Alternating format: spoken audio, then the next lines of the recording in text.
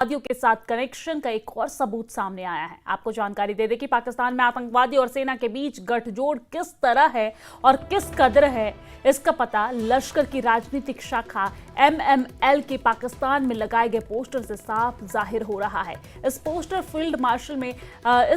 में आप field marshal असीम मुनीर और आतंकवादी साथ नजर आ रहे हैं। आप देख सकते हैं पोस्टर में पाकिस्तान के दो बड़े शहरों में, चाहे वो कराची हो या लाहौर, दोनों जगह पे इस तरह के कई पोस्टर लगाए गए हैं जिसमें पाकिस्तान में हुए परमाणु परीक्षण का महिमा मंडन किया गया है और 1998 में पाकिस्तान में किए गए परमाणु परीक्षण के दिन को महानता का दिन यानी कि यौम तकबीर बताया गया है।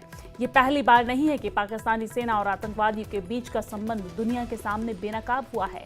हाल ही में जब भारत ने ऑपरेशन सिंदूर के जरिए पाकिस्तान और POK में 9 आतंकी ठिकानों पर हमला कर 100 से ज्यादा आतंकियों को मौत की नींद सुला दिया था, उस वक्त भी आतंकवादियों के जनाजे में पाकिस्तानी सेना के अधिकारी भी नजर आए थे।